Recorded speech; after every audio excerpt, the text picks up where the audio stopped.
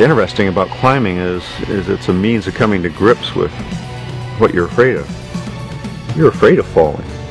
To reach the point where that doesn't control you, that's a good place to get. It's not like, oh well, I'm not afraid. No, you climb because you're afraid.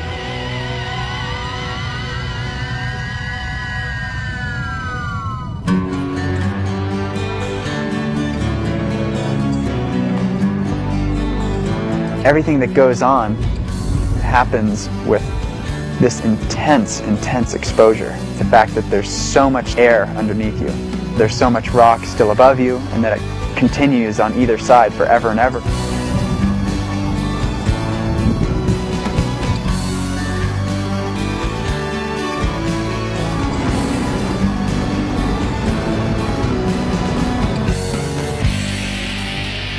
Nobody in any sport, no Super Bowl, no World Series, can even remotely touch this. That's why it's the king of the sports, you know.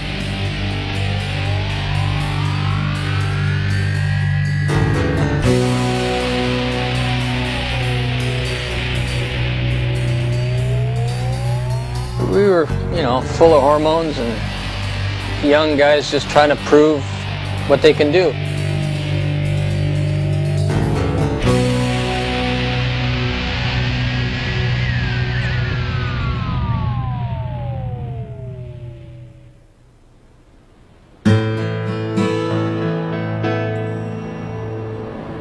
The vertical proving grounds were, and are, the majestic granite monoliths, the walls of Yosemite.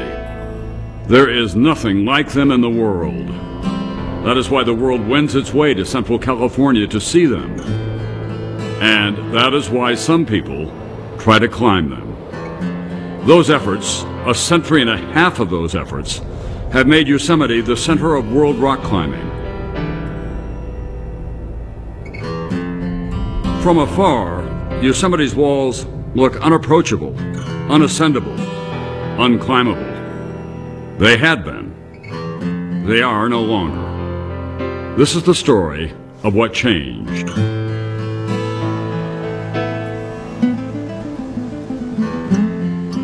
Before Yosemite became home to rock climbers, it was home to Native Americans of the Yosemite Miwok tribe.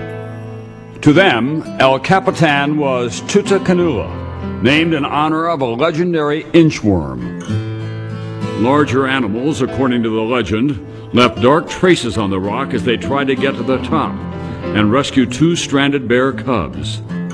Only the inchworm was successful. Climbers on Tutakanula have been likened to inchworms too.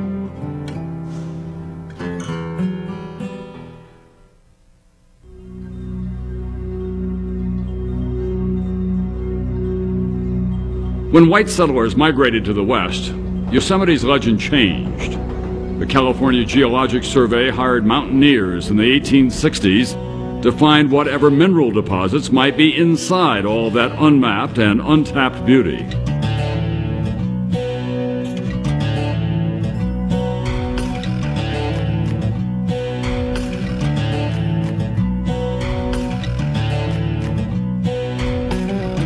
They included William Brewer, Charles Hoffman, Clarence King, and Josiah Whitney. And they were stunned. They would go up one peak and they'd see another peak from the top of this peak, and they'd rush home and rest and get more supplies and then head off the next day into this new peak they discovered. Already, Yosemite was asserting itself as a force to be admired beyond any mineral deposits. If you look at the great mountaineers of California, you see this wonderful fusion of encountering the mountains as scientific fact, but also encountering the mountains as moral and imaginative adventure. But if you're deliberately going out and existentially encountering the mountain, probe its scientific nature, and then very powerfully to probe your own nature through the encounter with the mountain, well, that's a very sophisticated, highly self-conscious, complex and creative act.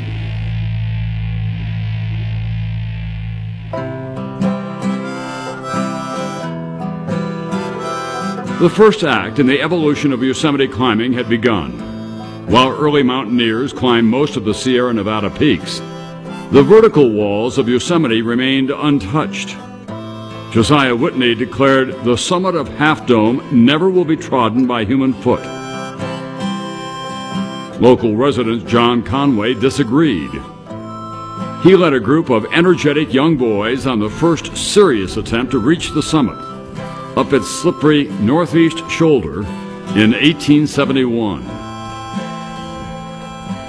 As these young boys were scampering up the slopes, the idea was that they would kind of haul a little rope up with them and climb up as high as they can and then nail some spikes into the cracks there and attach the rope to the cracks.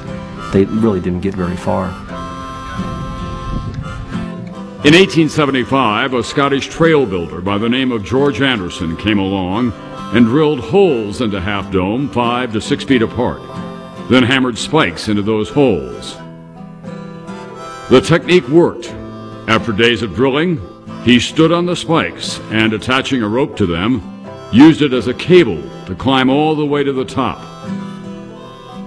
The first major ascent in Yosemite, indeed, the first major ascent in North America, was made. But of even more importance than the what was the how. This was the first such ascent done with extensive use of artificial holes that permanently changed the rock. Meanwhile, another Scotsman had fallen in love with Yosemite. At his first glance, he proclaimed, "Every rock in its walls seemed to glow with life, as if into this one mountain mansion, nature had gathered her choicest treasures." He also became one of Yosemite's first climbers, and to many, the father of Yosemite. He was John Muir. Some men climbed to conquer nature. John Muir was not one of them. Muir, the mountaineer, listened patiently, sort of looked, heard, was instructed, put himself in harmony with nature, and then made the move.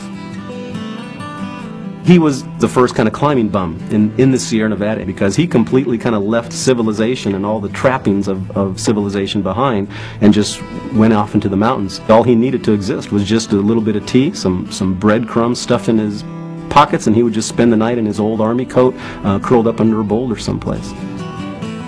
John Muir climbed the almost 11,000-foot high Cathedral Peak without any equipment at all, not even a rope. He left behind no spikes or holes. His ethic was leave it natural, leave it as it was. He did leave behind a legacy or two. He founded a wilderness outing and preservation group, which he named the Sierra Club. And because of John Muir's efforts, Yosemite became a national park.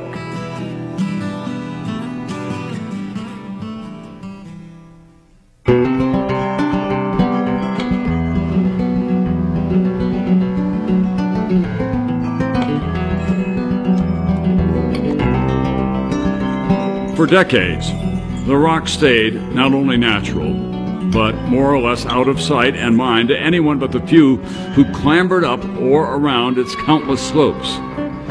Then, in 1931, the old stone spires and granite faces got new attention. Francis Farquhar, a mountaineer who later wrote the definitive history of the Sierra Nevada, invited the internationally renowned climber Robert Underhill to California to teach the basics of rope climbing to Farquhar and his climbing friends. The basics meant using pitons, narrow steel spikes with a hole at the back end that are hammered into the cracks in the rock. The basics meant using carabiners, the metal snap links capable of holding more than a ton, which attach a rope to the pitons. The basics especially meant learning a new safety system of belaying, by which a rope secured to an anchor position connects climbers so that no one can fall too far.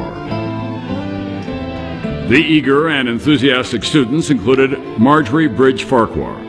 She would become the first woman to take part in a roped first ascent in Yosemite. Francis came back from having climbed with Bob Underhill with the Harvard Mountaineering Club. He was all keyed up to show a group of us how to use the rope. And then Dick Leonard came along, and some of these fellows, they really got hepped up about it. So that we got to the point where we went into pitons and carabinas and began doing it correctly. We started with a cotton clothesline, which later turned out had a strength of about 200 pounds.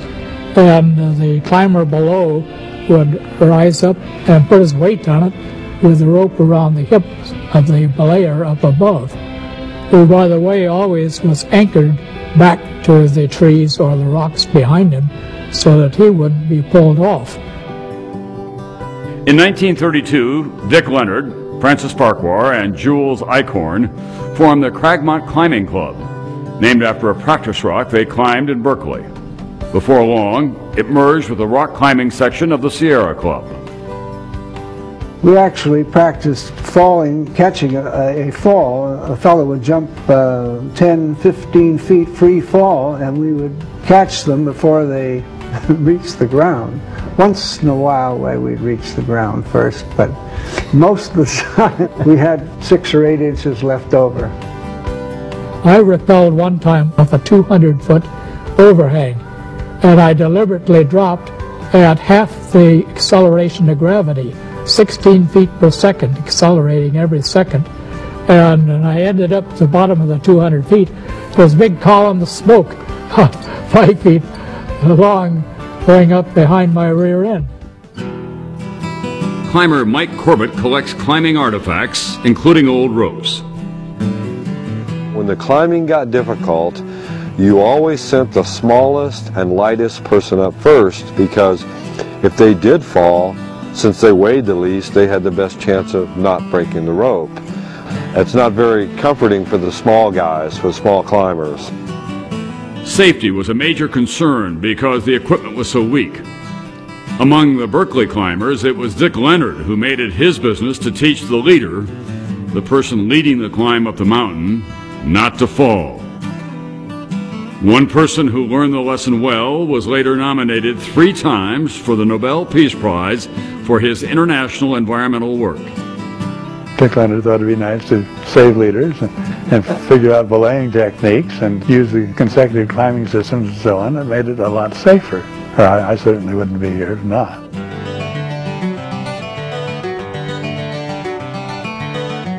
In the summer of 1933, Leonard, Eichhorn, and Bestra Robinson decided the practice rocks of Berkeley no longer offered enough of a challenge. They headed to Yosemite, specifically to higher Cathedral Spire. A spire is attractive because it is so sharp, and there's no way up except by climbing up the easiest side of it. We investigated these spires very carefully through Ansel Adams' photographs and the photographs of Francois Mathis, the great geologist of Yosemite. We started on an overhang on the higher spire, driving some 8-inch nails into the crack.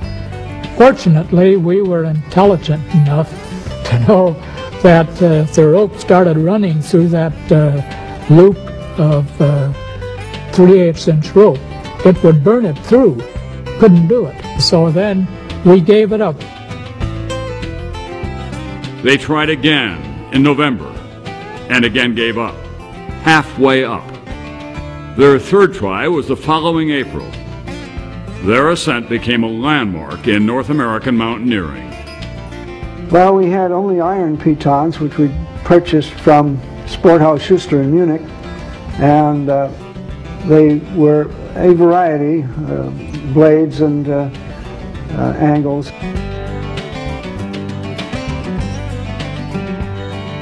What they started to do was hammer in the piton sideways, which was really never done before. Very, very innovative way of putting a piton. But what they did was they adapted the equipment for the climb. We were up about 500 feet up on a big ledge, and we were yodeling down below. And one of the tourists came dashing in to Chief Ranger of the park at the time and said, "There's a couple of guys up on the cliffs who are stuck up there and are hollering for help. He said those guys are Buster Robinson and Dick Leonard. And if they can't get down, nobody can get them down. The ranger was right. They didn't need rescue. They reached the pinnacle of Higher Cathedral Spire, the tallest yet climbed in Yosemite. The group's greatest satisfaction came in showing the proper use of climbing techniques could get a team up difficult ascents safely. That was really a milestone in Yosemite climbing because they were very much pushing the limits, not just for that time, but for the difficulty of the climb, the sustained nature of the climb, and the fact that of course, rescue was virtually impossible at that time. The stakes went higher and higher and higher. In 1936, Morgan Harris raised the stakes when he made the first ascent of the Royal Arches using what was later known as the Pendulum Traverse. It's not particularly hard, but it does involve going up high and putting a piece of gear in, and being lowered off of it and running back and forth on the wall to swing across to get past a blank area and reach a crack or a ledge, things like that. And we commonly do that, especially in Yosemite, because in Yosemite it's vertical cracks that are your natural avenues to the top.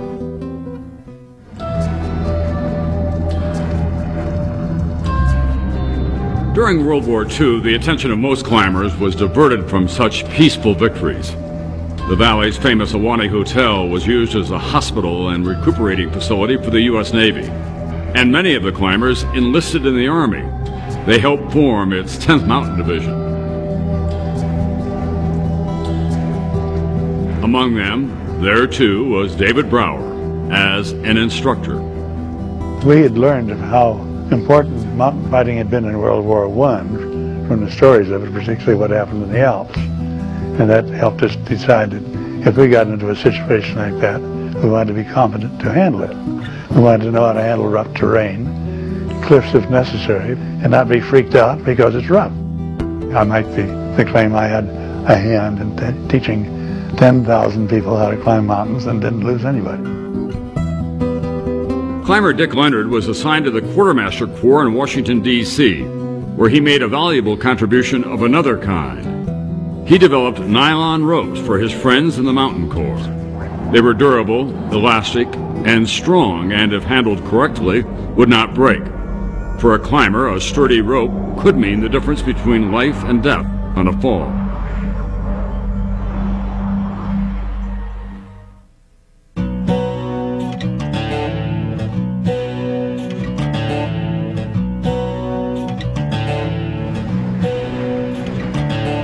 Once the war ended, weary veterans took nylon ropes to a peaceful training ground. Yosemite's walls beckoned as never before.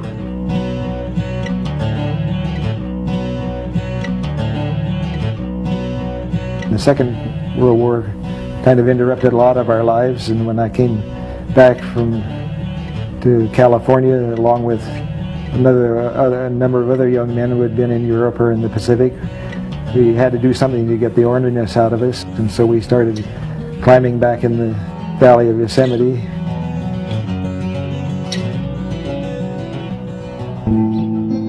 Climbers of the first post-war years included a man who became another legend. He was decades older than most of the other climbers. He was Swiss, he was bold and inventive.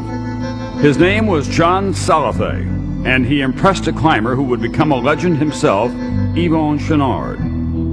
Chouinard was impressed not only by how Salathe climbed, but how he forged. He reinvented pitons. Yosemite's granite cracks are so hard on pitons, many of the old soft iron pitons buckled and twisted when they were hammered in and had to be left behind. Not Salathe's. The original Salathe pitons were made out of Model A Ford axles, which is a chrome vanadium steel, very hard steel. You know, he was a blacksmith, so, you know, he could make a piton out of anything. The pitons also impressed climber and author of the book Camp 4, Steve Roper. Salathe's pitons, you could drive those guys into incipient cracks, just pound them as hard as you could, and they would go in, and they would stay, and you could take them out, and they wouldn't have a mark on them. For a big climb, you only had to take maybe 15 or 20 pitons. And if you were using soft pitons, you'd have to take hundreds. And that would be in a gigantic load. You couldn't do it. We were coming from the tradition of John Muir, which said, you don't leave anything behind. You leave no trace behind. And so we wanted to use these hard steel pitons to not only open up new routes that you couldn't do otherwise, but to put the pitons in and take them out.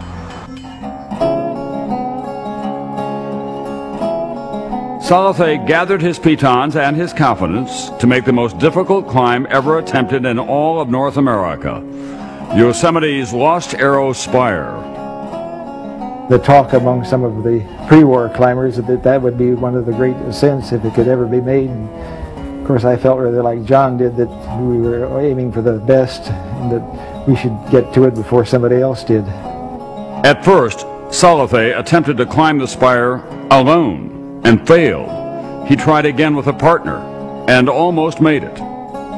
Then, Axe Nelson put his own idea in play. On Labor Day weekend in 1946, Nelson, his friend Jack Arnold, who was a prisoner of war in Germany, had dreamed of climbing the spire, and two other climbing partners hiked to the rim near Yosemite Falls. Their plan was to toss a rope over the spire and pull themselves to the summit that way. After hundreds of attempts, the rope went over. That night, Arnold and I went down to sleep in the notch and climbed around the next day to where we could get to this line and pull the heavy nylon ropes over the top of the arrow, guiding it very carefully by somebody on the rim, moving back and forth so that it wouldn't fall off. It did not fall off, and neither did they. Many climbers were impressed by the daring, but scorned the climbing techniques. As for Salathe, he was infuriated to be robbed of his expected triumph by what he called a rope trick. Thought it was extremely unfair and dirty tricks and all the rest of it, that it should be done that way. And he said that if he could get a proper climbing partner, that he'd go back the next year and do it right. Hard feelings or not, Salathe teamed up with Nelson to take on the Lost Arrow Spire together. After 5 days of climbing and 4 nights of bivouacking, sleeping on the wall, the pair conquered this milestone without a rope trick. The sense of challenge grew. Now, the imposing north face of Sentinel Rock beckoned a young climber who found great satisfaction in being a pioneer, Alan Steck. You see it, and you naturally think, well, there's a possibility of a route there, and sure enough, there was. Over the 4th of July weekend in 1950, when Steck realized most of the other climbers were off leading trips in the High Sierra, he convinced John Salathe to join him up Sentinel. Salathe by then was over 50, more than twice as old as then 24-year-old Steck. They faced their main difficulty on Sentinel at the highest point reached on previous climbs. Above them stretched so-called chimneys, cracks so wide they must be climbed from inside.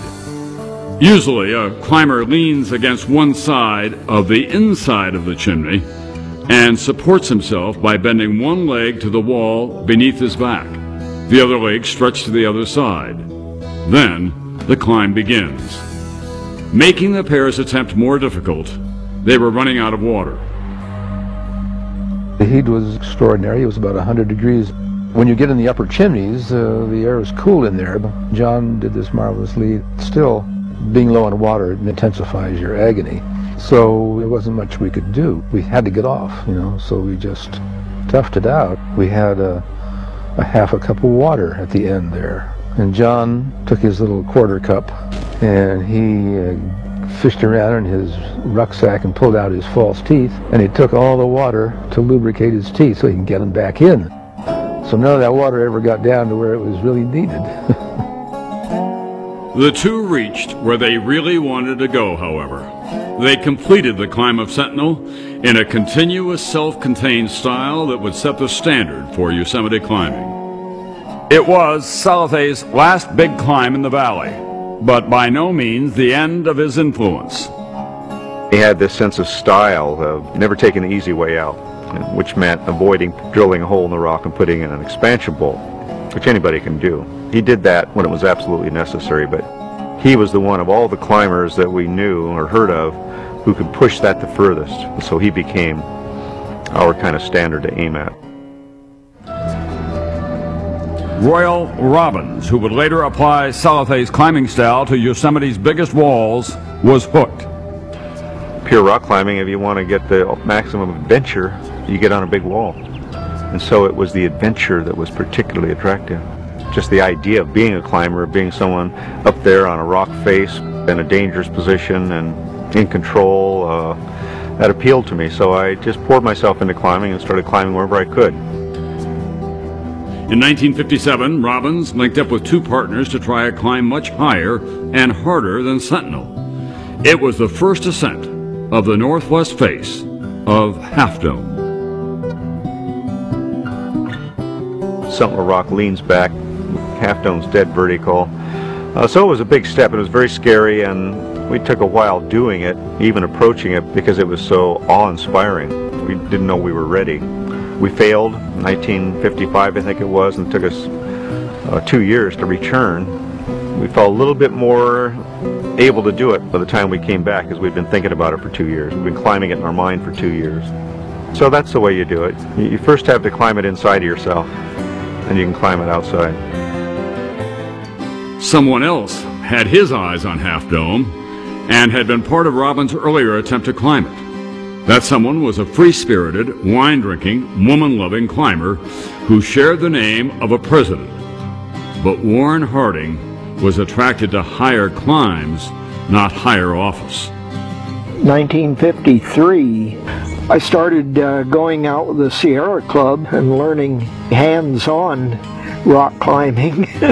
Just get the general hang of belaying and rappelling and all that stuff. I guess our plan was to go to the valley and make big first ascents. Kind of a false hero type thing. While Harding was preparing to put up his own first ascent of Half Dome, he learned that Robbins and his partners were already partway up. So Harding hiked up the back trail and congratulated the climbers at the summit. He was so disappointed, however, he felt there was only one course left: to be the first person to climb the major remaining prize, El Capitan. Harding had a devil-may-care attitude toward the cliffs. He sort of said, let's go up and have fun. We take our wine, we'll fix ropes, bring women up to the ledges occasionally, and they did that occasionally. If things weren't going well on a certain day, you'd come down and leave your fixed ropes, go up another time. Royal would look up at a climb and figure out how to do it and say, I think I can do this with very few bolts. I can do it fairly quickly, and it'll be a grand adventure. It was always a farce with Harding. And with Royal, it was very serious business. This falls into that category of two camps, if you will, but Warren and I kind of exemplified the camps. I took a kind of traditional approach that it's not getting to the top that counts, it's the way you do it. And Harding came from the school of, hey, what I want to do is get up this damn wall, and I'm going to do it any way I please, and if you don't like it, too bad. El Capitan is serious business no matter how it's approached. Climbers have called this 3,000-foot granite monolith the crown jewel of American rock climbing, the reason for the pilgrimage to Yosemite. El Capitan is the most beautiful wall in the world, I think. It's the most perfect granite, and it was right there in the valley, and it was basically saying, look, climb me if you can. Warren Harding heard the captain's call, roped a few other climbers into the effort, and started up. They chose the most prominent route on the rock face, the so-called nose. We figured we'd get as high as we could and string the thing with fixed ropes and come down and then go back up. The term is siege climbing. Maybe we invented that or caused it to be invented. Much of the equipment that the climbers used on El Capitan in 1958 was homemade. They would take scraps of I-beam steel, drill a hole in it for a carabiner to attach to the rope, and shape it to the cracks. This thing weighs about 4 pounds. You can see the hammer that they used, one of the hammers they used on El Capitan, was just from a hardware store. We invented this wonderful dolt cart to haul supplies up the side. People today can't believe that anybody was idiotic enough to come up with such a contraption. They cut the legs off of old junkyard stoves. They took those junkyard stove legs, reshaped them into pitons, and that's the type of equipment they were using. I look at that equipment and it looks like it was designed by a caveman. After Harding and his group got about halfway up the route, after many trips to bolt ropes into place, they aborted their effort for the time being. Part of the reason was that the passion of the climbers rubbed off on the tourists. They stopped to watch Harding's friends watch him, and eventually created traffic jams. Park Service rangers told Harding to hold off until after the tourist season. He did, but that meant climbing in shorter days in colder weather. In November of '58, Wayne Mary and George Whitmore and I set out with the idea that we were either going to make it in this push or abandon the thing. We would come down off the fixed line and be festooned with slings and beaners and all kinds of stuff. And I remember Warren Harding saying, as he was pulling the stuff off and dropping it on the ground, "I'm getting sick of going up and down these goddamn ropes. Let's come back and go up there and stay with it until we finish it, or it finishes us." The men who climbed with Harding may have been concentrating more on survival than on style. Each pitch, every section of the climb, took them higher into unknown territory.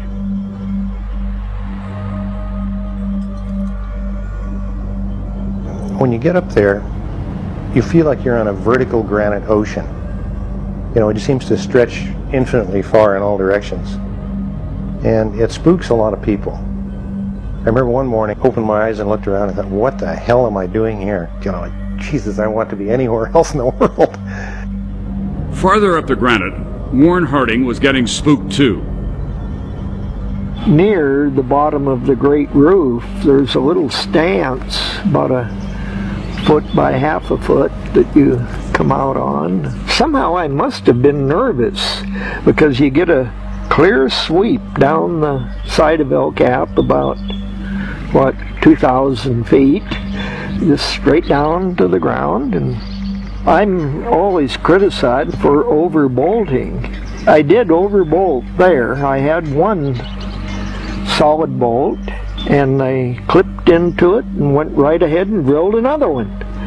So I consider that the only bolt I've ever placed that I didn't really need.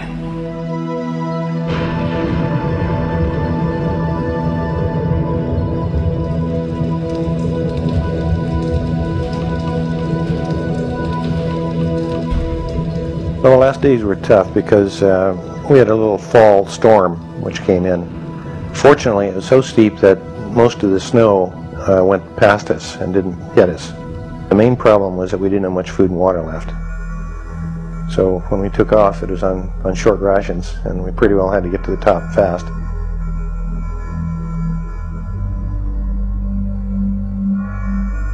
By about 9 o'clock that evening, I was running out of everything, and by golly, I could see a headlamp. So I yell at George, "Did you bring bolts?" He says, "Of course." And that's when the all-night marathon started, where Warren was leaning over backwards, drilling bolt after bolt after bolt. I forget how many there were, but he spent the entire night setting the bolts over the final overhang there. And he was up there, it looked like a little black spider, pounding his hammer upward, repeatedly, and he kept it up all night, which was pretty remarkable. And I remember just before 6 the last morning, he called down, he says, "Can you hang on for one more bolt?" Could we hang on?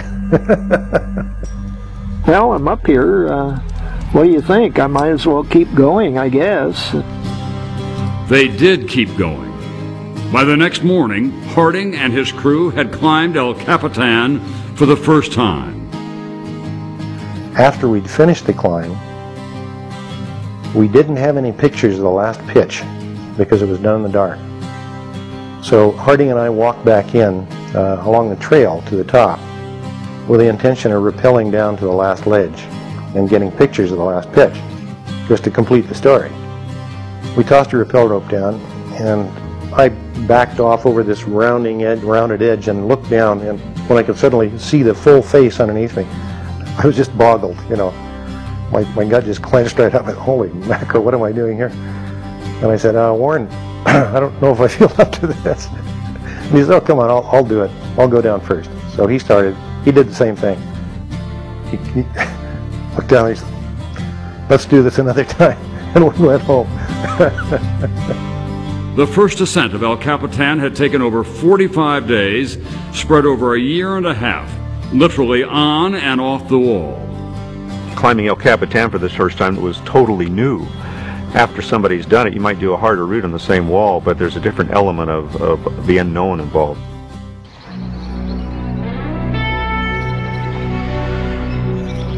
For Royal Robbins and the others, the unknown did not end with the first ascents. In 1960, he got 3 other climbers to agree to try to climb El Capitan without coming down until they reached the top.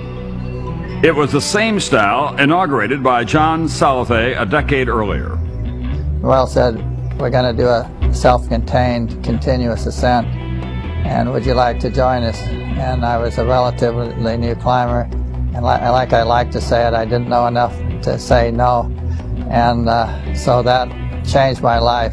Going with Royal and Chuck Pratt and Joe Fitchin on the second ascent of the Nose, which ended up taking 7 days, was an experience that I've never been the same since.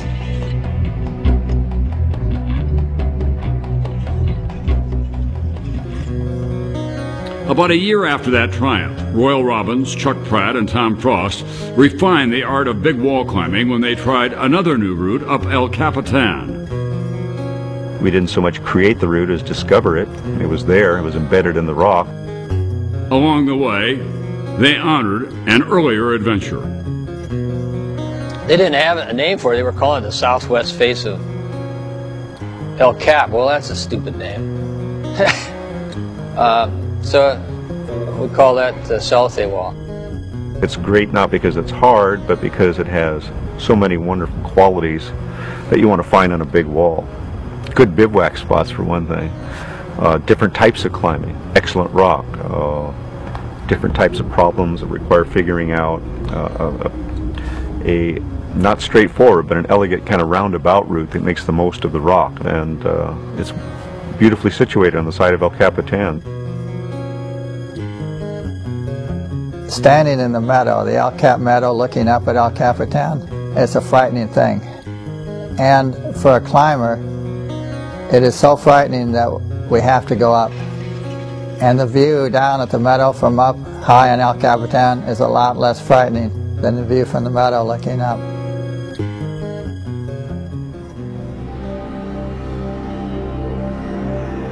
At a time when astronauts first viewed Earth from outer space, the granite astronauts of Yosemite continue to explore new routes on its vertical frontier. Hope you're ready to give it your all.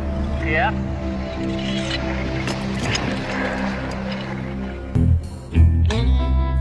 In 1965, Yvon Chouinard and T.M. Herbert became the first 2-man team to climb El Capitan when they made the first ascent of the Mural Wall. Herbert's version is questionable. I was very strong and giant of a man, and so Yvon, being 5'4", I had to put him in the pack and carry him, and so it was pretty much me, and he just went along for the ride. T.M. Herbert got to be proud of his precedent-setting 2-man climb for a whole year, until he learned that Royal Robbins was at the summit, having done the same route, alone. It was the first solo climb of El Capitan.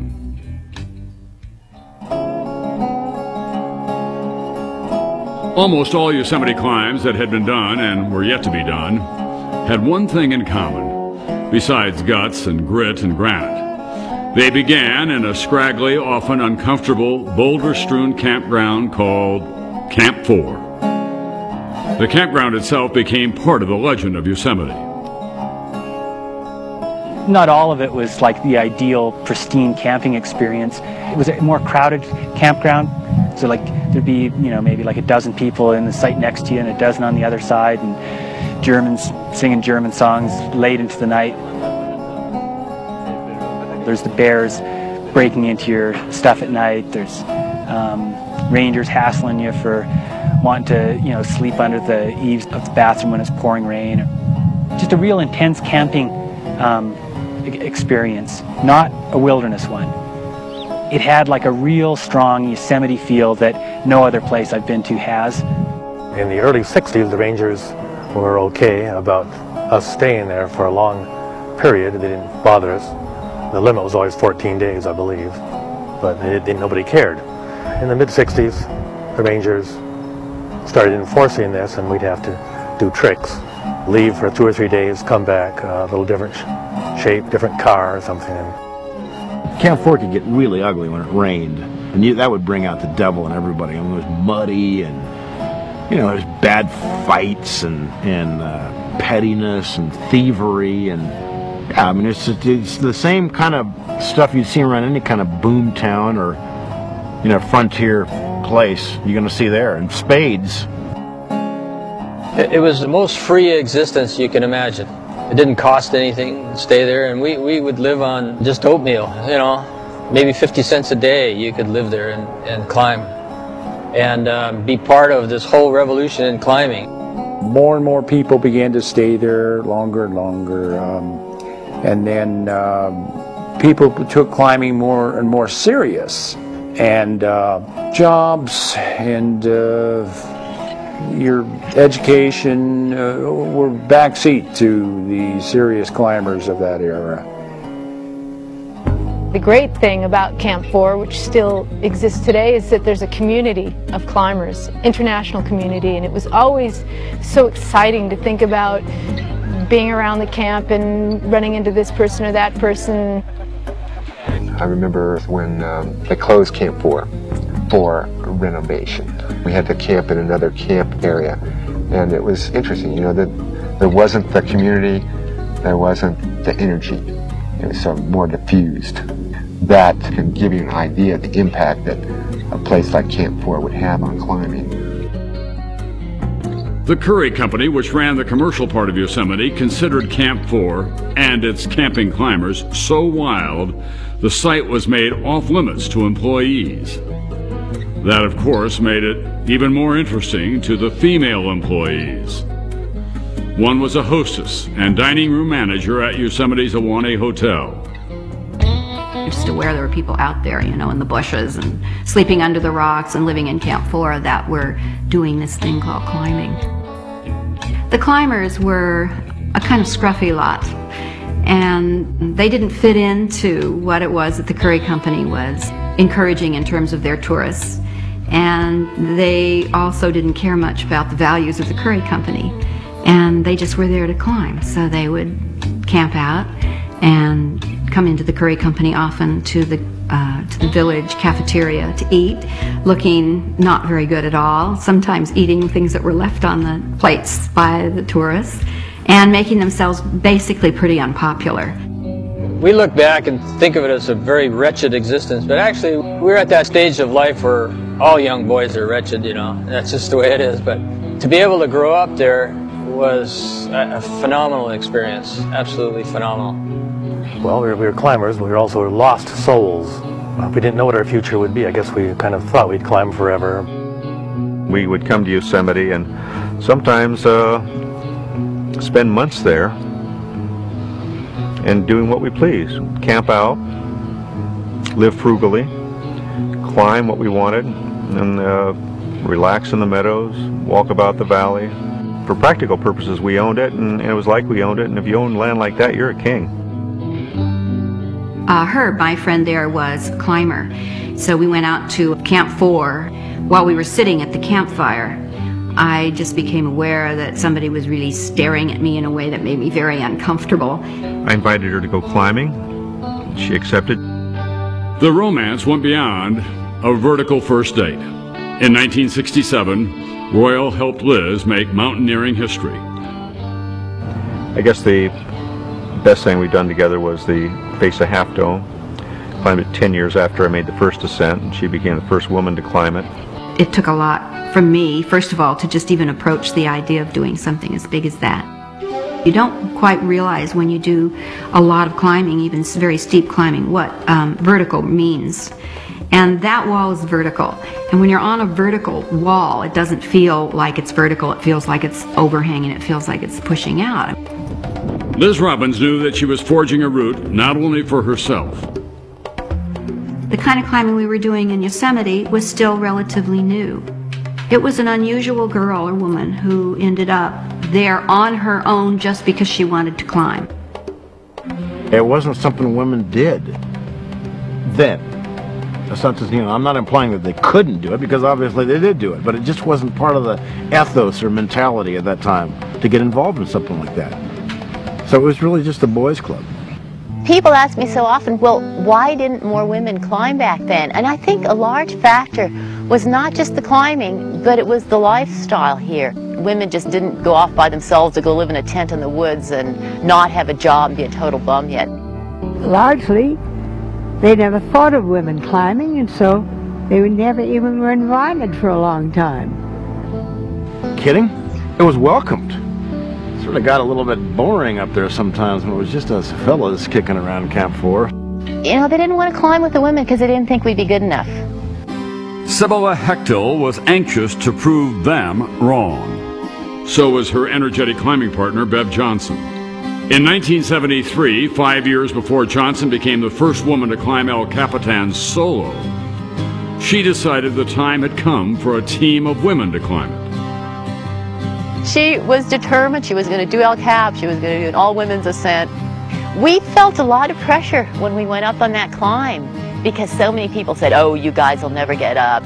The success rate was always, around 50%. I mean, people would go up, then they'd run out of water, run out of food, discover how hard it really was, and retreat. And so we took extras of everything. It turned out we had just about the right amount. Ed Carter of the American Alpine Journal invited Sibylla to write about the trip, the first all-female ascent of El Capitan. I wanted other women to know that 2 women had done this and that women were climbing, and I entitled it Walls Without Balls. I got a letter back from Carter saying, well, he says, I'm sorry. He says, I love your title. I think it's a great title. But the board of directors won't let me use it. He said, how about keeping abreast on El Cap? I was furious. I wrote them this really nasty letter. I said, what's the matter? I mean, how come you want to use female body parts in a climbing article and we can't use male body parts? This is totally unacceptable. The article ran with no title at all.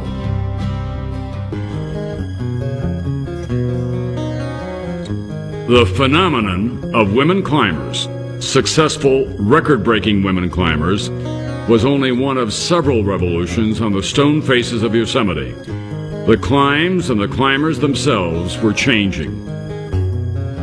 Each climb you did, you'd come back with a greater sense of confidence. And we were really pushing the standards, making huge advancements. And that's the most exciting time of any sport. Yvonne Chenard and Tom Frost were leading another revolution in the valley, one centered on equipment. Tom Frost and I tried to climb Cat Pinnacle, and we got up there and we tried pounding in pitons and cracks, and they wouldn't go in. It was just real tiny little hairline cracks, very incipient, and all the pitons that we had were way too thick. We worked on what Yvonne called the realized ultimate reality piton, the rope. This rope would force its way into a seam. With these various tools, we were able to climb the walls without the use of many bolts at all. They made the ropes out of an extra hard type of metal called chromoly steel and headed back up Cat Pinnacle. I was pretty spooked out using this tiny little thing that was only in, 1/8 of an inch, but it held my weight, and we did the first ascent of this climb. Pitons, no matter how little, are regarded as active protection because they are hammered into the rock. Passive protection doesn't mar the rock at all. The most primitive kind of passive protection was a pebble. Early mountaineers would tie a rope around a pebble, place the pebble in one crack after another, and pull themselves up a mountain. Pebbles evolved into manufactured chalk stones, chalks for short. In 1967, Royal and Liz Robbins used an updated version of the chalk stone called a nut, adopted from machine nuts to climb Yosemite's Nutcracker route. It was the first U.S. climb done entirely with the nuts, or portable chalk stones, instead of pitons. By that time, we really were becoming aware of the fact that cracks were being destroyed by pitons, and that it was something that was going to get a lot worse, and classic wonderful routes were going to change in nature so that they really wouldn't be the same at all. We decided to change our whole company over and go to making these chalks, these little aluminum blocks that you can put in with your finger in the crack. Just set them in there and they're just as strong as pitons.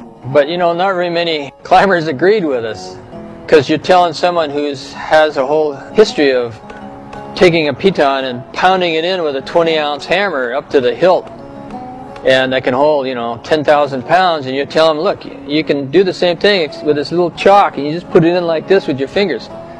They're not going to believe you. To make them believe, Chenard went up the nose of El Capitan again. He did use pitons that were already in place, but just put in chalks the rest of the way. Climber Ray Jardine, who was also a NASA engineer, found another way to protect the rock and the climbers. His revolutionary design was a spring-loaded camming device known as a friend that could be placed in a crack with one hand.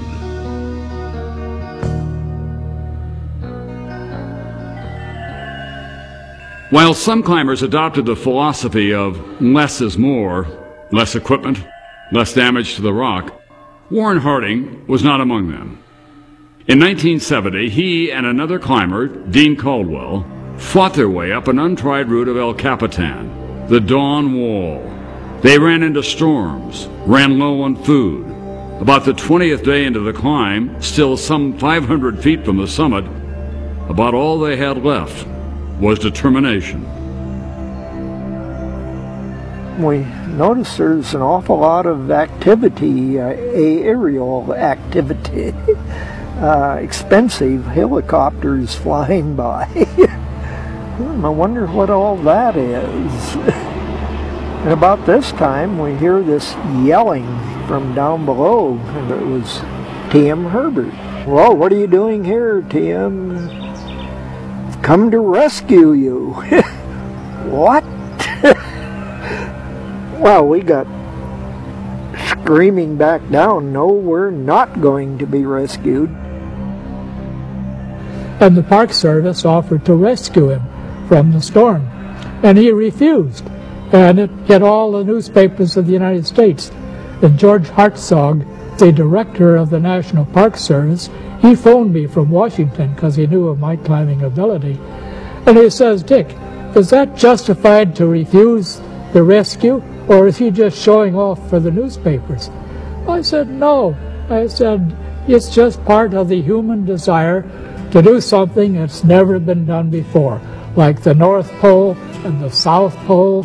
I said, if you start in the Park Service to prohibit that kind of climbing, then you're going to interfere with one of the great values of American ingenuity. On day 27, they reached the summit. I led this last little pitch, get up, and my God, I am absolutely flabbergasted when I see all these people with their cameras pointing at us. It really did become a circus of sorts. Harding and Caldwell received more than national media attention when they summited. Some climbers thought their use of more than 300 bolts was excessive. We thought, gee, if everybody starts coming, you're going to have 100 routes in El Capitan with 1,000 bolts each. What's the point? It lowers the quality of climbing. And so we wanted to make a statement that we disagreed with that. So we decided to climb Warren's route and take all of the bolts out. So we started up there with that goal, and we took out about, I don't know, somewhere between 25 and 50 bolts. I can't remember now. And about that time we started realizing, hey, the quality of this route where he didn't bolt is really high. This is the best climbing Warren has ever done. It was everything we could do to go where he had gone, where he just used pitons, you know. So again, to raise our level of respect and admiration. And I started feeling, you know, this doesn't feel right. We're going to look really stupid to start out like this, removing the bolts and then stop. It's going to look really stupid to do it either way. So it was a no-win situation, but I decided what felt right was to stop and go ahead and climb it and leave it at that. The quest to find and climb ever more challenging routes pointed to a greater dilemma. What's a competitive climber to do that is new? And the real big obvious lines on the giant walls were done. So people were starting to do these contrived routes. The routes were harder, but they lacked that distinction of being the first line up, a real face. I think when I started climbing, there was 2 routes on El Capitan. The nose of El Capitan, the Salate wall. So I had a good historical position. I got to see both the beginning and what we'll call the next stage after the Golden Age. We moved into the Platinum Age. Platinum Age or not, the defining word was stone. The arrival at Camp 4 in 1974 of the Stone Masters. They were young climbers who set out to demolish the old standards of climbing and to triumph over the old rating systems. A 5'10", for example, was very difficult. John Long was a stone master. The thing that distinguished, that's a stretch to use that word, but distinguished the stone masters is 1, you had to climb Valhalla, which is 511, one of the hardest routes in the country. 2, you had to be a young, arrogant punk. And 3, you had to have a capacity to smoke enormous amounts, prodigious amounts of really, really bad marijuana. And we all had those talents, and so that was sort of the glue that held the whole thing together. The free-spirited times were reflected in the names of the new routes such as Mescalito, Tangerine Trip, Electric Ladyland. Bridwell was a high llama of the whole scene. He was just enough older than us that he seemed to know everything. So he was very influential. His philosophy really was always just do the hardest thing in the best style and do as many of those kind of things as you possibly can. In 1975, Bridwell suggested to 2 of his Stonemaster protégés, Long and Billy Westbay, that the 3 of them together climb the nose of El Capitan in a single day. He chose the longest day of the year, which fortuitously coincided with free lighting, a full moon. It would illuminate their 4 a.m. start. Despite the advantages of time and light, Long found the very idea of the quest daunting. El Capitan Day, that started off as like a pipe dream in the early 70s. Wow, think about climbing El Capitan Day, and it was always thought to be ridiculous, you know, impossible. A lot of it had to do with the gear. The gear was just so crude compared to what we had nowadays. We got together, Bridwell, Billy Westbay, and myself, that had 3 different sort of talents, and it just blended real well, and we had a really good game plan. We were all really in pretty good shape, and waited for a long day, and we just did it. One of the things that makes El Cap and climbing Yosemite such a great thing, and that is the medium itself is so much more spectacular than any other sport. So you can have a $1 zillion prize or purse and 50 million seeing the US Open or the Olympics or whatever, but it's still people beating a little ball over a net on a piece of cement, okay? When you're doing something historic on something like that is, you know, we're not getting paid to do this, but boy, nobody in any sport, no Super Bowl, no World Series, can even remotely touch this. Yeah, that's why it's the king of the sports, you know. Jim Bridwell put up the most difficult rock climbing routes anywhere in the world during the 70s. These were fearsome routes. I mean, talk about fear. Climbers feared some of the routes that Bridwell put up. There were sections, pitches that were reputed to be if you fall, you die. Copy. Talk to you when I get it, please. Okay. The routes up Yosemite were all fearsome to varying degrees and with good reason. Between 1960 and 1990, 55 climbers lost their lives trying to master the uncaring walls. In 1970, the Park Service began a program to rescue climbers as well as lost and injured tourists. Yosemite Search and Rescue, better known as YOSAR, consisted of 20 climbers who were on call to help at any time. Part of their pay was free campsites in Camp 4. YOSAR developed many innovative rescue techniques that were adopted worldwide, but could not prevent all the climbing deaths in the valley. There are about 2 a year now. The climbs have continued.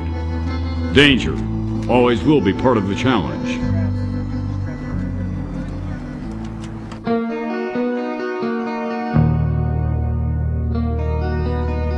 While climbers rely on better equipment to help them reach ever more demanding heights, they also look for something almost as important: better shoes. In the 1800s, climbers used moccasins dipped in sticky tree sap. In the 1930s, they found that cheap Japanese shoes worked well. The soles were only 1/8 of an inch thick, and you could just wrap your toes around every bit of rock and stick them in the cracks, and they're very flexible. Up until the middle 1960s, the climbers wore whatever type of shoe they could get a hold of. That could be a hiking boot, a work boot, a tennis shoe. It wasn't until the middle 1960s that the climbers really had a good climbing shoe, and that was the EB climbing shoe. In the early 1980s, a Spanish shoe manufacturer came up with goma cocida, in English, cooked rubber. The manufacturer asked a confident young climber named John Backer to try out a pair. The rubber was like not just a little bit better, it was like 25% better than anything I ever tried. First shipment came in, I think it was like 264 pair to the mountain shop.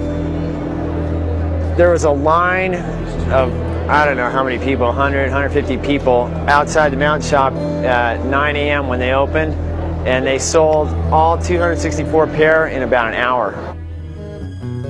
The Spanish soles of cooked rubber soon were engaged in another ongoing revolution: free climbing.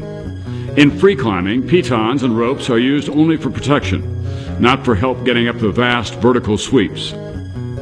That was the more athletic sort of expression of climbing, as opposed to just standing in slings and constructing, or sort of, a carpenter's job moving up a cliff. Free climbing is the natural evolution of climbing.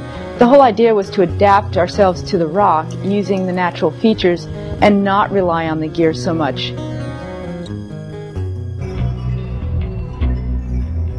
Todd Skinner and climbing partner Paul Piana put up the first free ascent of the Salate Wall 27 years after Royal Robbins, Tom Frost, and Chuck Pratt first climbed it.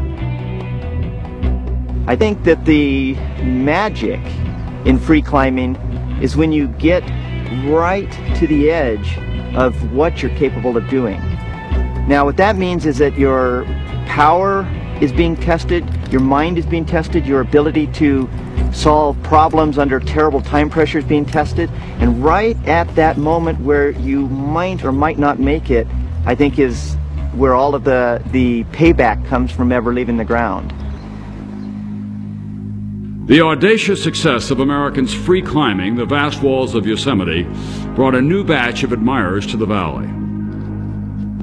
Then you had Europeans coming to Yosemite to see what we had. What do you guys got over here that making you guys be able to do all these climbs that nobody else in the world is doing at this time? Rock climbing, what had been an obsession for a few people in the 1930s, was becoming an international obsession.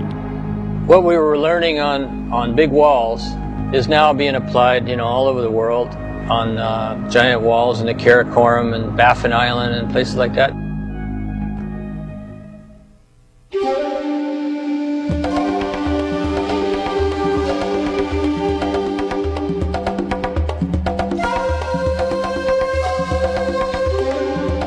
While some climbers took the expertise they learned in Yosemite to the mountains of the world, other climbers found unexpected challenges right at home in Camp 4. Camp 4 offers spectacular bouldering, the sport of climbing impossible-looking boulders.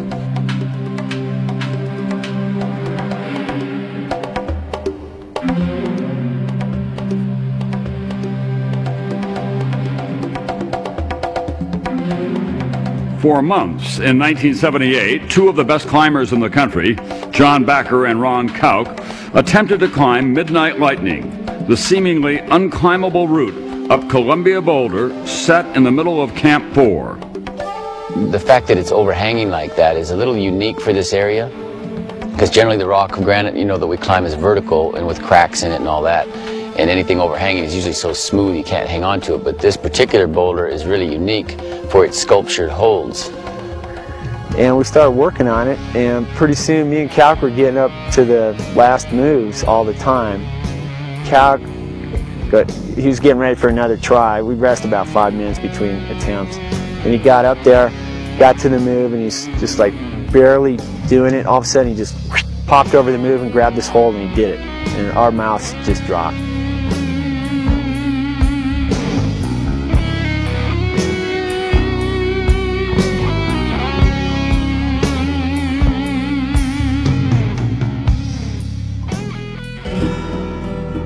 Back on the walls of Yosemite, the move was away from the team approach. Climbers were trying hard routes, free solo, without any protection at all.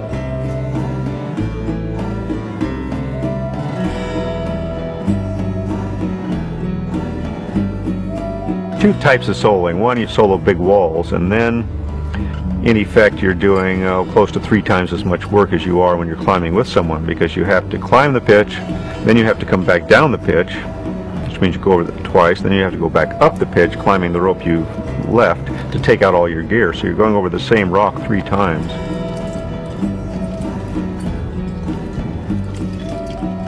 The other type of soloing is when you solo without a rope. And the main difference there is the potential danger is greater, because if you fall, you're dead. John Backer took free soloing to new heights. I soloed a climb called New Dimensions in Yosemite. That was the first 511 in Yosemite. Me and Calc were down there. I go, hey Calc, I'm going to do this thing. And he's like, I'll watch. And I soloed it, and people didn't accept it as art. People kind of looked at you like you're a lunatic. But deep inside, I was kind of smiling because it wasn't that big a thing, really.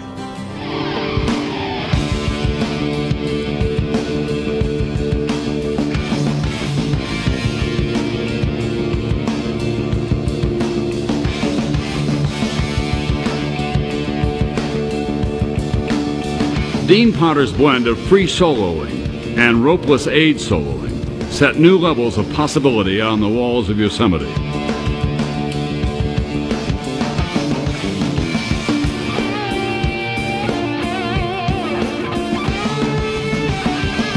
During a big solo climb like the nose, I'm so in the moment I almost don't feel anything but what I'm doing.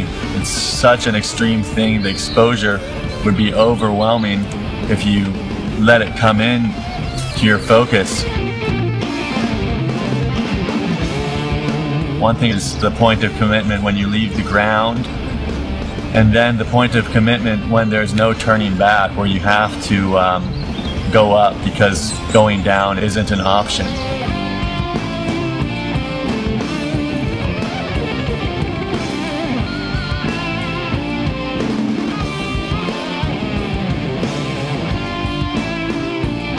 One misconception, of course, that the tourist in the valley floor has is that everybody that leaves the ground has a death wish. Well, climbers respect height more than about anybody else, and the free soloists in particular, they're not wanting to die naturally. There is a strange reward in risking dying. That is a very odd, almost has a drug value to it that is sort of addictive.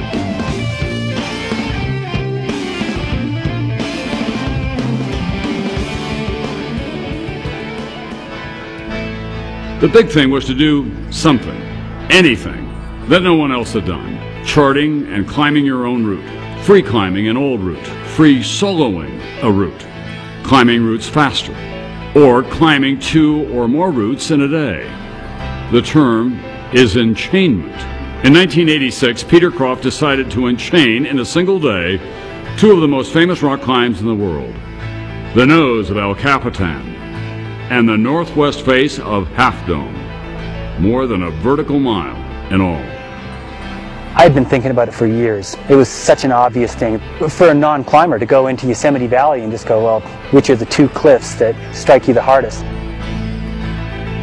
He was looking for a partner to do it, and I said, I'll do it. We could do that, no problem. We started at midnight. We didn't really go that fast on El Cap. We topped out around 10 in the morning, which, you know, by today's standards isn't like that fast. And then we were pretty leisurely about the whole thing. You know, we had some lunch over at the stables and then just started hiking up. Took us 4 hours and 3 minutes on Half Dome. We came down and it's still light. We're going to go do some more climbs, but we decided just to go to the bar and have some beers instead, and that was it.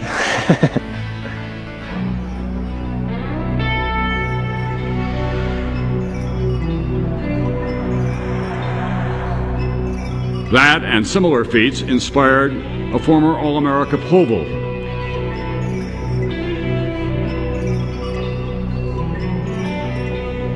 For the last 50 years, every single standard was met and pushed and beaten in Yosemite. Free climbing standards, aid standards, length of time on a long wall route, everything. And I think it's due to the fact that it's acceptable to, you know, one-up the people next to you, camping next to you, or, as I say, you know, be motivated off their accomplishments to go do something better. Hans Florine calls himself very competitive.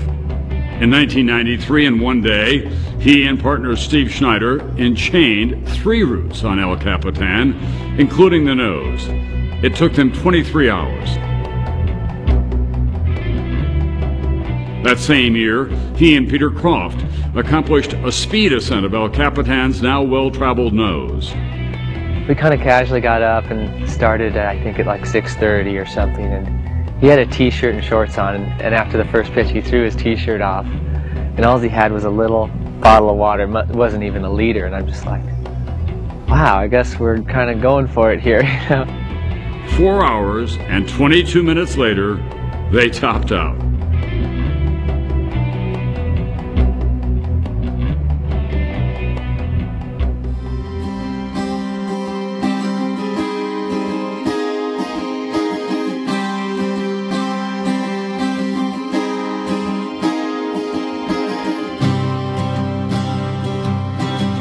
Enter Lynn Hill with her own plan for the nose.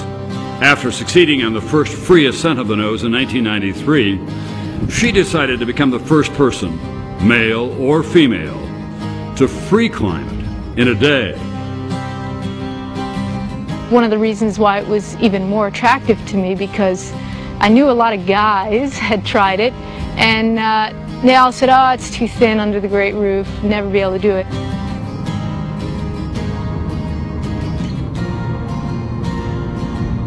The very last pitch on El Cap is overhanging.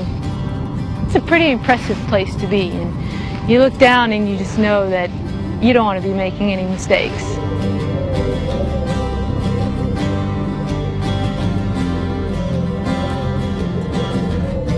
On her first attempt, Hill had to give up. She ran out of something nearly as vital as water, the chalk dust climbers put on their hands to help grip the rock. No chalk and being tired in the middle of the sun, I just couldn't do it. So better planning the next time. On the day that I actually did it, I had an exciting moment on the pitch that I had to do in the sunlight because my protection fell out, and I looked down and it looked like I could fall onto a ledge. And I thought, well, should I renounce the effort? No, I want to do it in perfect style, okay. And I had a couple pieces of protection that I planned to put up higher, and one of them actually fit where I needed it, so I put it in and kept going. And then on the Camp 6 pitch, I had a lot of trouble, as it turned out, after 18 hours of climbing, and I started falling once, twice, 3 times, and I thought, oh no, how could I not be able to do it here? So I just summoned everything I could, because I thought, this is just too important. You know, I thought about all the people that, you know, I knew when I was younger in Camp 4, all the climbing heroes and people that inspired me, the guy that taught me to climb, and I thought, all these people are with me now, and they all want me to do it, so I'm going to do it. And I did.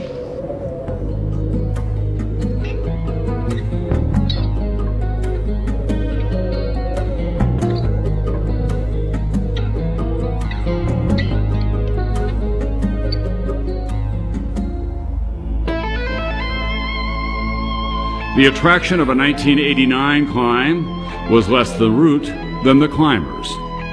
Mike Corbett is known as Mr. El Cap for having climbed it more than 50 times.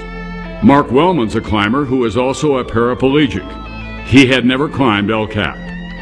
You know, we kind of took the approach that the astronauts did. I mean, you know, these people were doing something that had never been done before, going to the moon. And for us, no paraplegic had ever climbed El Capitan. And, you know, we had to be real serious about it. The night before blast off, I was really nervous. And as soon as we got up to the base, and it was difficult getting to the base, but once we got to the base and I touched the rock, all of a sudden, everything kind of fell into place. For me, it was doing the equivalent of 7,000 pull-ups in 7 days. For Corbett, it was doing the work of someone soloing it. So it was a big endeavor for both of us. Very last pitch was really super low angle, and I was crawling, and Mike said, just jump on my back.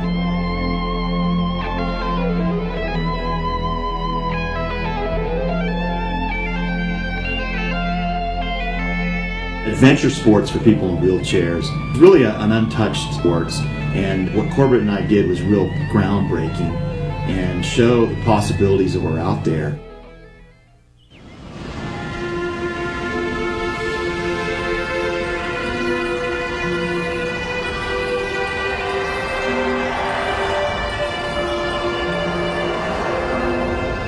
While one challenge after another got dreamed up, an unexpected obstacle threatened the challengers' dreaming ground, Camp 4 itself.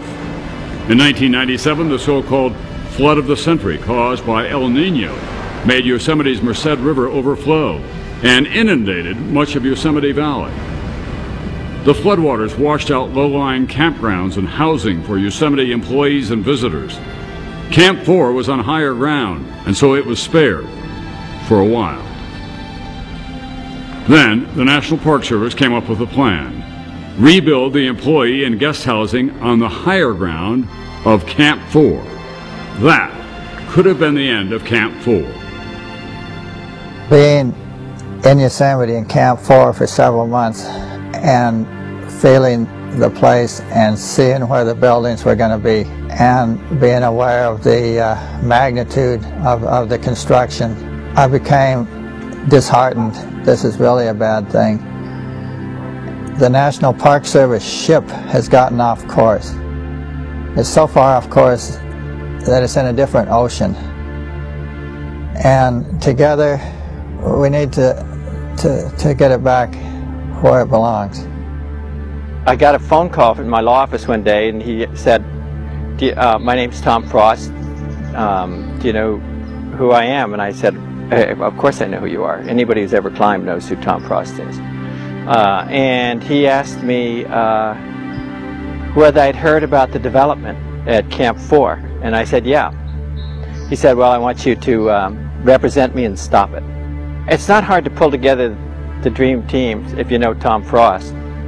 So I just asked Tom to call a guy named Royal Robbins. And Royal Robbins basically just said, if Tom cares, I care. Then Tom called Yvonne Chenard. And Yvonne just said, if Tom Frost is in, I'm in. It just went from there. Everyone woke up that actually something might be able to be done here. Tom was here in the Golden Age, and he saw how important that Camp 4 was for the entire history of Yosemite climbing. And he kind of taught us all that and made us realize that what was here wasn't just a campground, that it was really the birthplace of climbing.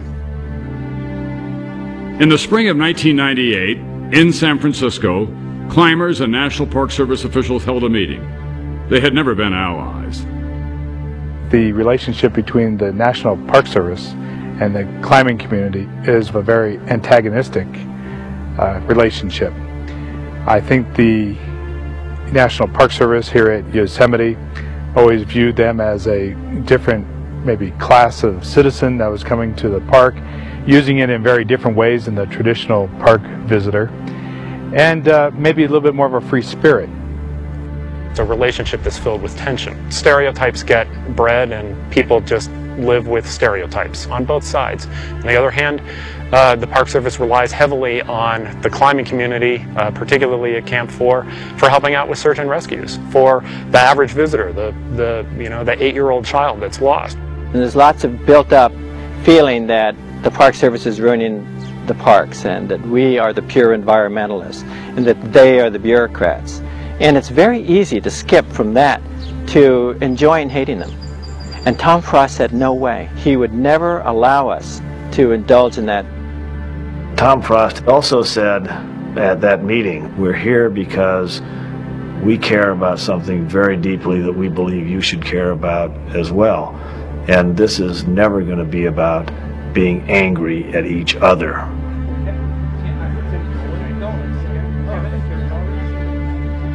Despite forced civility, neither side would budge.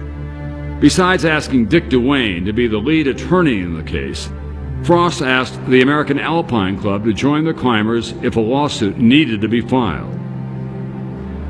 We'd never taken legal action against the Park Service. This was kind of a shocking idea. Shocking, but true. They joined the lawsuit to protect Camp 4. Then the climbers took a bolder step in this latest Yosemite adventure. They started the process of having their beloved, scruffy, boulder-strewn campground placed on the National Register of Historic Places. The response overwhelmed everyone. The French, the Austrians, the Japanese, the South Americans were all emailing us or writing us saying they're with us. The world came together and said, there are 3 important places in the world in the history of climbing. They are the base camp at Mount Everest, the base camp at Chamonix, and Camp 4.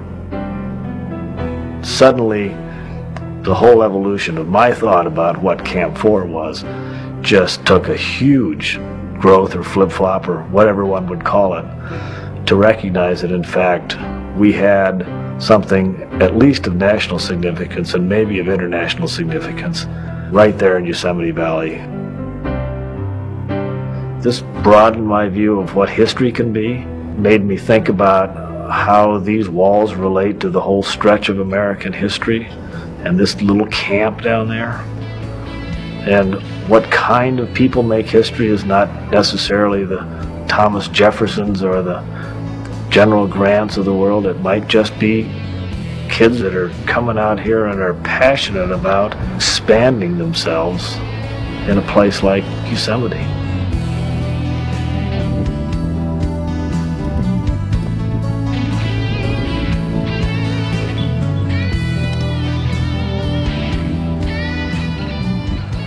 So the Park Service agreed.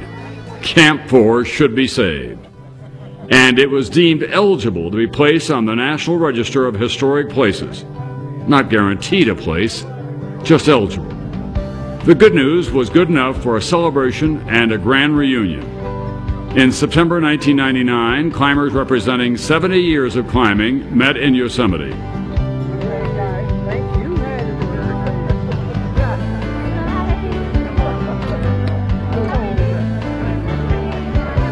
Feeling of spirituality about a place is not a single thing. It's when you have multiple memories and history, and it all comes together into something so that when you look at it, it always resonates in your mind. That's there for me in Yosemite and Camp 4 more than any place in the world. Most of us were just climbers and I don't know, maybe we haven't used our brains as much as we could have, but at least we found the best place in the world to climb our brains out. So, let's leave it at that. Thanks. And it's like Yvonne said, you know, the super alpinists would come out of Yosemite. What we didn't understand is, for that to be fulfilled, the whole world has to come to Camp 4 first. It's been a great being a part of it.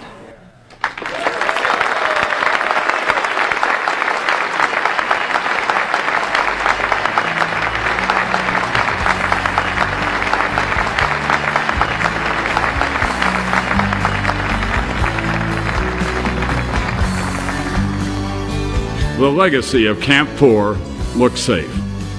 So does the legacy of Yosemite as a spectacular and beautiful place to test oneself.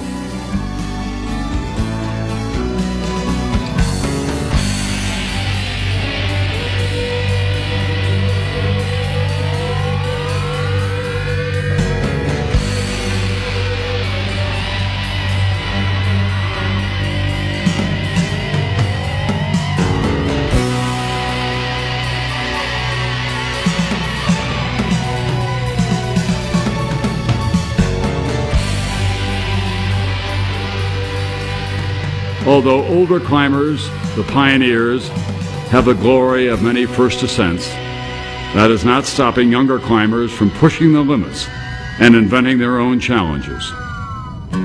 Yosemite can absorb them all, their bodies and their spirit.